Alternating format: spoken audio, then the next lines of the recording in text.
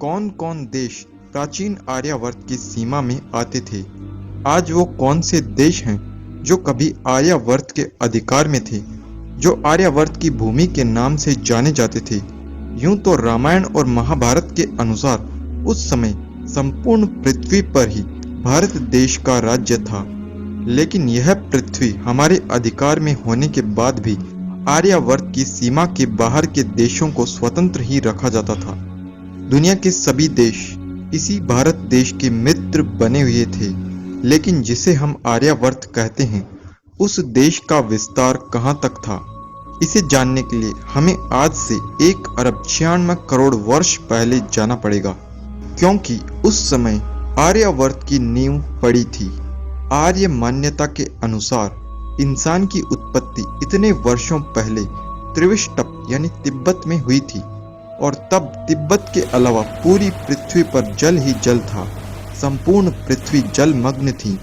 मनुष्यों के उत्पन्न होने पर ईश्वर ने वेदों का ज्ञान 4 ऋषियों को दिया।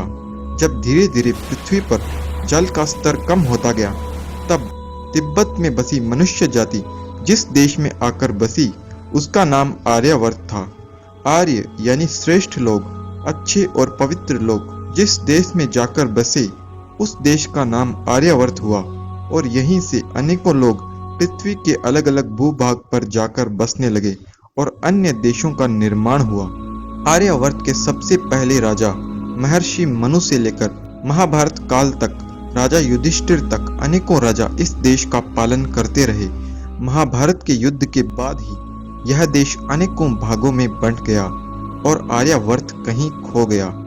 असल में आर्यावर्त की सीमा कहां तक थी और आज वो कौन से बड़े बड़े देश हैं जो आर्यावर्त की सीमाओं में आते थे, इस बारे में मनुस्मृति में महर्षि मनु ने आर्यावर्त देश का वर्णन करते हुए बताया है कि देव यानी दिव्य गुण और आचरण वाले विद्वानों के निवास से युक्त सरस्वती और दृष्टवती नदी प्रदेशों के बीच का जो स्थान है, उस सुशोभित देश को ब्रह्मावर्त या आर्यावर्त कहा गया है।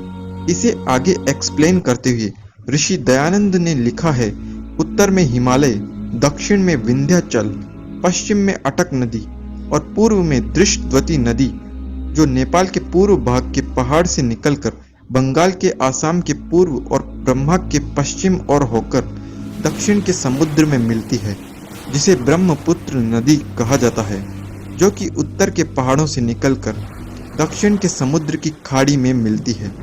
यानी इन नदियों की सीमाओं और इनके बीच का प्रदेश आर्यावर्त था। इस वर्णन के अनुसार दक्षिण दिशा के पश्चिमी और पूर्वी समुद्र के बीच का क्षेत्र आर्यावर्त की सीमा में आता था, यानी कि श्रीलंका भी हमारी सीमा में था। वहीं उत्तर में नेपाल, तिब्बत और चीन देश भी आर्यावर्त की सीमा में थे। उत्तर में पश्चिमी देशों में अफगानिस्तान और ईरान भी आर्यावर्त की सीमा में आते थे, और उत्तर पूर्वी दिशा में बर्मा तक आर्यावर्त देश बसा था। इस तरह आज के अफगानिस्तान, ईरान, चीन और श्रीलंका, कजाकिस्तान जैसे देश भी आर्यावर्त देश की सीमा में थे। आपको जानकर आश्चर्य होगा, महाभारत में चीन देश का प्राचीन नाम भी चीन ही बताया गया है, और क्षेत्रफल की दृष्टि से आर्यावर्त पूरी दुनिया में सबसे अधिक था। जिस तरह आज अमेरिका, चीन, रूस जैसे देश विश्व के बड़े पावरफुल देशों में आते हैं, उस तरह आर्यावर्त पूरी पृथ्वी में सबसे धनवान, सबसे पावरफुल देश था। इस देश से पूरी दुनिया में लोग जाकर बसे। इसी देश से पूरी दुनिया के लोगों ने बोलना चलना सीखा है।